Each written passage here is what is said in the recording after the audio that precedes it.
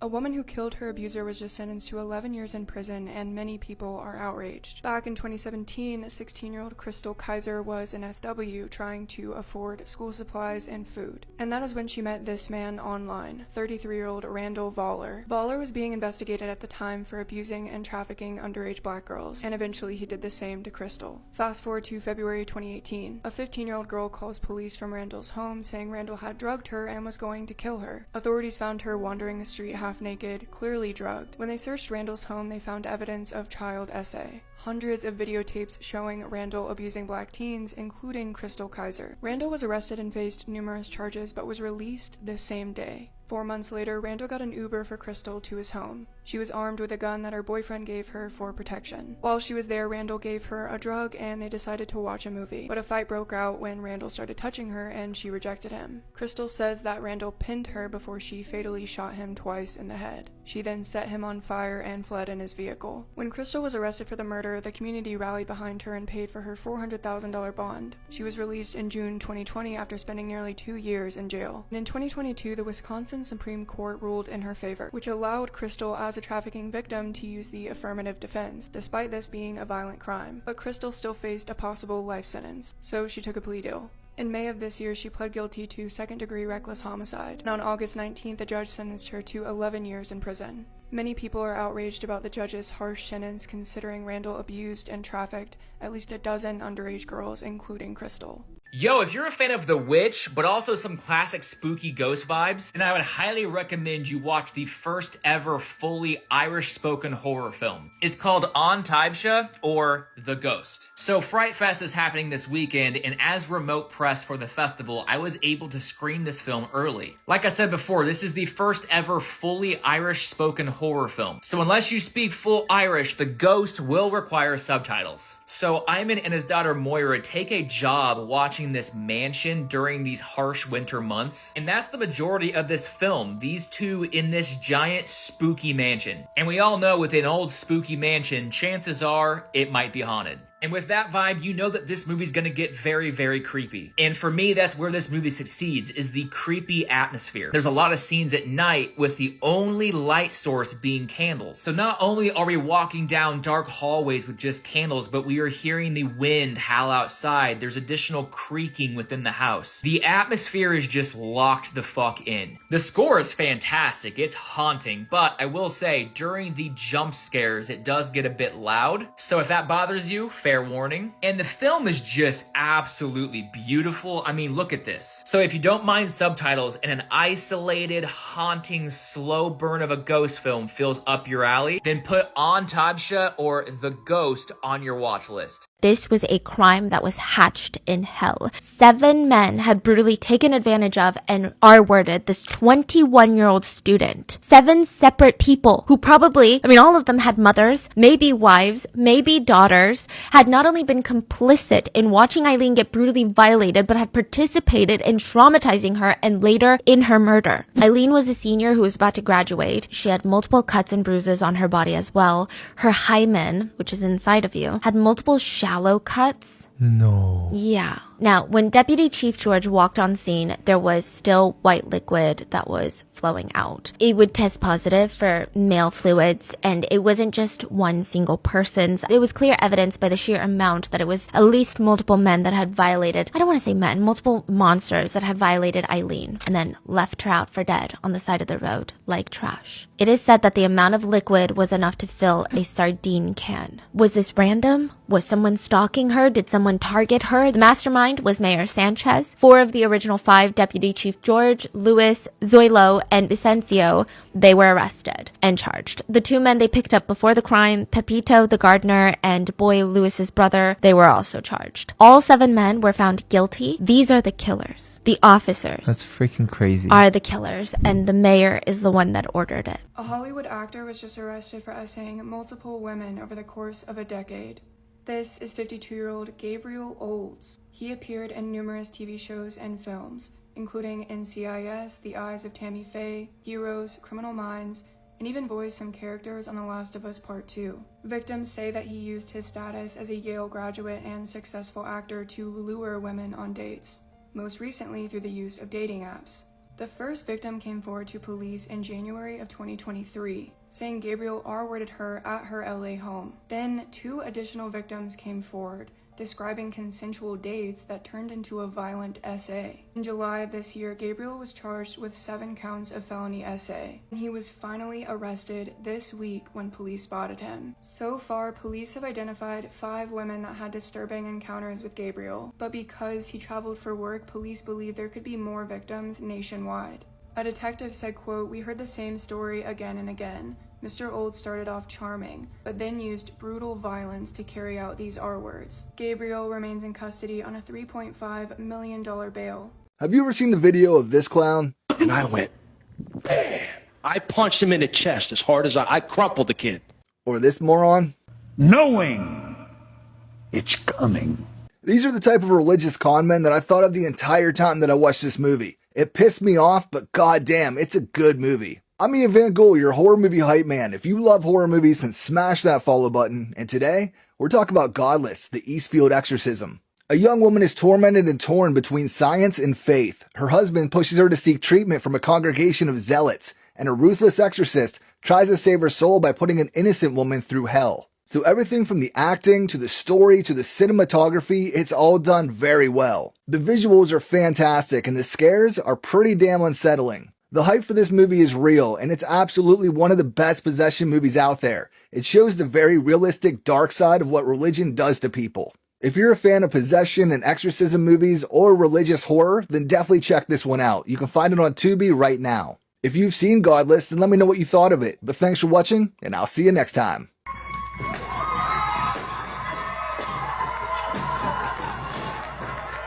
Last week we told you about Dogpool, Deadpool's sidekick in the upcoming Marvel Studios movie. We thought it was only fair if we helped find Wolverine a canine counterpart as well. Wolverine, if you will. Hugh was feeling a little left out. So we asked you all to share your majestic, scruffy, hairier than usual dogs. We received a ton of great submissions, some very handsome pups, some concerning ones. Ultimately, we think Kai here resembled Wolverine the most. Handsome face, ears that mimic his mask, and they're both from Alberta, Canada. His human said that Kai 100% embodies everything about Wolverine. We're unsure if Kai also has adamantium claws, but maybe that's for the best. You can see Deadpool and Wolverine in theaters everywhere on Friday.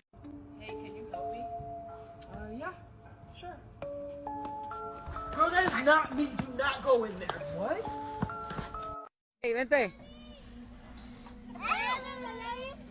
Oh my god! It's Helen! What the fuck?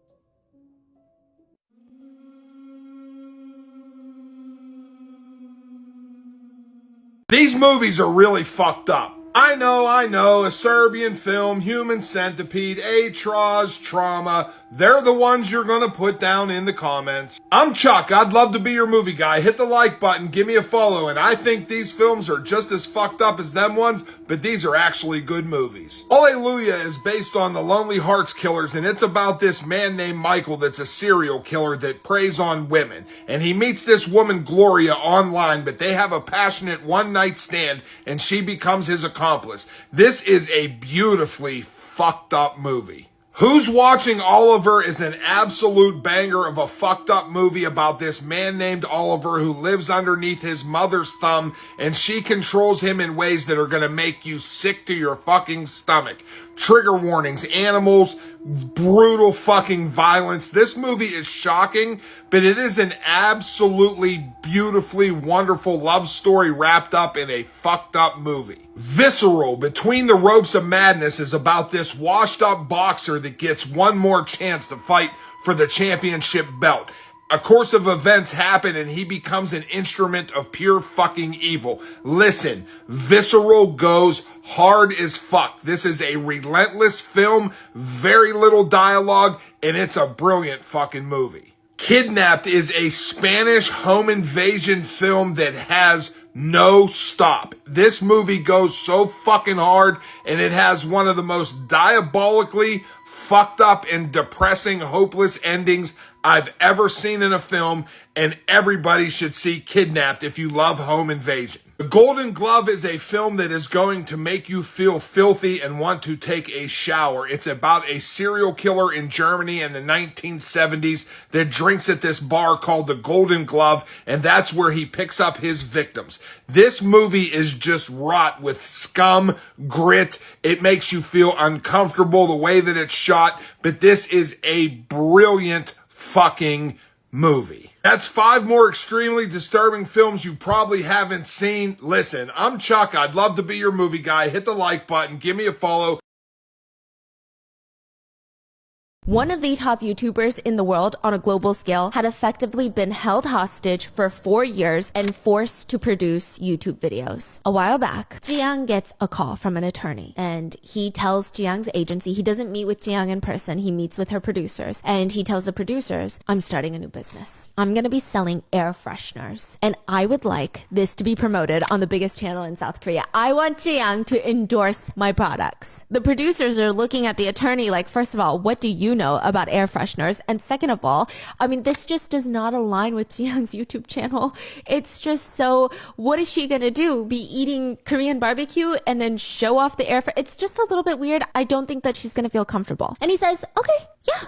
No, that's completely fine. So instead of promoting my business for me, I just want you guys to pay me about $1,200 a month for the indefinite foreseeable future. The attorney? Yeah. The attorney is like, hey, promote my product for free. No, you don't want to do that? Okay, then Jiang, you pay me forever or until I say I don't want to be paid anymore. Okay. So he gets paid $1,200 a month. In total, Jiang paid him $17,000. Because why? Because this attorney is one of the few people that knows the truth about Jiang's ex-boyfriend and the whole situation with him. Because this attorney was Jiang's dead boyfriend's attorney. He is here to blackmail her? Yes. A f***ing attorney is a blackmailing Well, her? he says it's not blackmail. He said that he signed on, that was a retainer. What in the world? Attorney Choi Woo-seok is the attorney for Jiang's ex-boyfriend. When Jiang sued her ex-boyfriend, Yeah. he hires attorney Choi. Yeah. Attorney Choi takes on his case. He knows all the information, of course he does, between the ex-boyfriend and Jiang. Ex-boyfriend dies. The attorney goes to Jiang and is like, hey, my new business, promote it. Here are all the horror movies that released this week and where you can watch them. Art of a Hit, you can rent this on video on demand. A late 90s rock band journeys to a French chateau to record with a super producer, but as tensions rise, they realize they're up against more than just the pressure to succeed. Stream, you can watch this in limited theaters. The Keenan family are on a vacation at this hotel when they unwittingly enter a game of life or death, as these deranged attackers, a part of this internet game, are competing for the best kills. Hellhole, you can stream this on Shudder. An American-led fracking crew uncovers this centuries-old frozen French soldier whose body is carrying this parasitic monster that jumps from different people. Hostile Dimensions, you can rent this on video on demand. These two documentary filmmakers are on the hunt for this graffiti artist who suddenly disappeared after going through this weird door that brings you to other dimensions. Strange Darling, you can watch this one in theaters. This is about a twisted one-night stand that just goes crazy, and now we are watching this guy chase this girl through the Oregon wilderness. Place of Bones, you can rent this on video on demand. This is a Western horror, and this mother and daughter are alone on a remote ranch, and then one day they're in this fight for survival against a gang of ruthless outlaws. The Crow, you can watch this one in theaters. This is like a reboot or remake of the 1994 cult classic with the same name. After Eric and his soulmate Shelley are unalived, Eric is given the chance to save the love of his life by sacrificing himself, and he seeks out revenge. I did a couple of reviews for some of these movies already on my page, and be sure to follow to keep up with horror movie releases and reviews. This is everything that happened on the news today, but it's going to be simplified in 60 seconds. This heartbreaking time lapse shows the world's loneliest orchid orca staring at a gate for 24 hours straight in an aquarium. Basically, this male orca has been in this very tiny tank for the past 32 years, spending the past 24 of those years alone by himself. This is called the Mundo Marina in Argentina. If you want to look it up, here it is. And then here's their phone number, and this is their website. Something that might make a bigger impact is if you go to urgentseas.org, click on their menu, go to contact, and then tell them you're from my video and tell them what we're trying to do. If you're interested in this story, please go ahead and follow me now, because I'm going to reach out to these people and I'm going to keep you updated on what we can do. The FDA just issued a nationwide recall on 137,000 cases of Jolly Rancher popsicles. These were sold from February to August, and these are all of the lot numbers if you want to make sure you don't have them. Scientists are now warning that bananas may actually go extinct from a deadly disease. So this infection actually only affects one variety of banana, and it's the Cavendish banana, and this has actually almost happened before. So I give you these news roundups every day, so make sure you add me so you can come back to me tomorrow. Probably the most infamous serial killer couple of all time, Fred and Rose West. This was a couple made in hell. Like, the fact that these two people found each other is insane. What are the odds? Because they're just as evil as the other one. They're both just so sick and twisted. And they had like really similar childhoods. Spoiler alert, they were not happy childhoods. So Fred West grew up with a mother who said that she would break her boys in. And that means that she would sleep with her sons for their first time. And that's how Fred West lost his V card at only 12 years old. Fred's father also taught him that he could do whatever he wanted to whoever he wanted. So Fred West was a little creepy creep in his adolescence, trying to assault multiple other girls, including essaying his own younger sister, which he got like no repercussions for. Because of course he didn't. When Fred was an adult, he always had a thing for younger girls. Like when he was 19 years old, he got a 13-year-old girl pregnant. And a few years later, Fred got his first wife, Rena, pregnant. Around the same time, he got 3 other young girls pregnant, including a 17-year-old runaway named Anna, who tragically disappeared before she ever gave birth. Because that's the thing about Fred, everywhere he went, young girls would mysteriously vanish. So at the point that Fred met Rose, his first wife was not living with him because she was always kind of like bouncing in and out of his life, but their 2 children were living with Fred.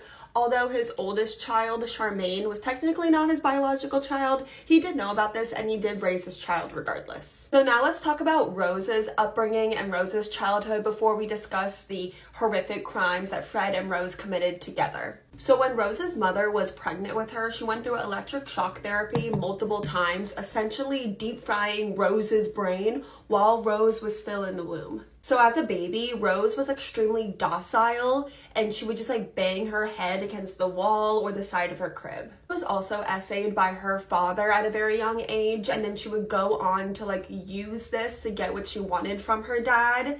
She would also then go on to essay her younger siblings just like Fred did, and by 15 years old, Rose was an extremely messed up child with such a warped sense of intimacy. She was also extremely violent. At only 15 years old, people were extremely terrified of this girl. It was also at 15 years old that Rose met and started her relationship with the 27-year-old Fred West. And at only 16 years old, Rose would have her first of 8 children she would have with Fred, a little daughter they named Heather. So by 17, Rose was like the mother to 3 children. She was mothering her child with Fred, but also his 2 first children he had with his first wife, who was not at the picture at this point. And she was extremely abusive to all of these children, especially the oldest child, which was not biologically Fred, Charmaine.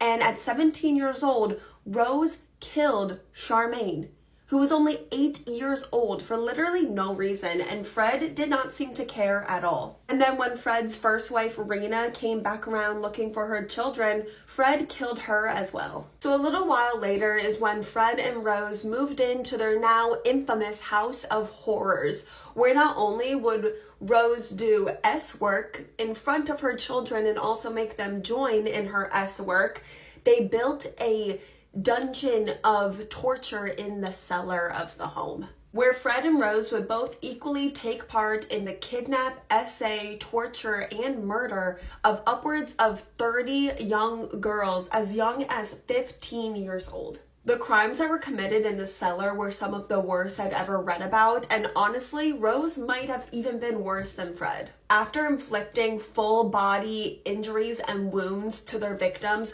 Rose would force them to take baths of heavily salted water. I don't know what it was about that detail, but when I read that, it stopped me in my tracks. Fred and Rose's children, especially their daughters, would also suffer greatly down in this cellar. In Fred's life, it was normal that his mother broke him in, so he would do the same thing to his own daughters, essaying them as young as when they were 8 years old. And because it was, normal for Rose, this happened to her with her own father, she would then tell her very young children that this was their father's job. So in the early 90s, there was talk around town that, whispers got to the police officers that Fred and Rose's oldest daughter, Heather, has gone missing. And Fred, Rose, and their many children had a little family joke regarding the whereabouts of Heather. And it went, if you don't, behave, you're gonna end up just like Heather, buried under the back porch. It wasn't until 1994 that it was discovered that nobody had seen Heather since 1987. Police got a search warrant for the home, and that's where they found the remains of their daughter Heather in the garden, as well as the remains of many other young girls, which they were not expecting. They found one femur bone, and then another femur bone, and then they found a third. So they go up to them, and it's unless she had 3 legs, you're a serial killer. Not only did Fred confess to everything, but he actually took full responsibility for all of the murders, claiming that his beloved wife Rose had no involvement. Unfortunately, Fred would never go to trial, as shortly after this, he unalived himself in prison. Rose was being charged with 10 counts of murder, but she claimed that she had no involvement and that she was actually also a victim of Fred's. Ultimately, nobody bought this. There were a lot of people that testified that she was just as, if not worse than Fred. So Rose was sentenced to life in prison, where she is at to this day, and a year later, their infamous house of horrors was torn down to the ground. Many experts do believe that Rose was the dominant force in these horrific crimes being committed, which is extremely rare for a male and female criminal couple. It's usually the man that's the dominant force and the woman being more submissive. There are so many details in this case, you could really talk about it forever and forever. If only I had a podcast, right? Oh my gosh, okay, a podcast is coming. So I have all the equipment, I just don't have a name. The second I have a name, we're ready to go, okay? So if you guys have a name that you think would work with my personality that's not really out there, please drop it in the comments. While you're there, let me know all your thoughts on this horrific case and these horrific evil people, and let me know what case you want to see me cover next. I love you guys so much, and I'll see you tomorrow.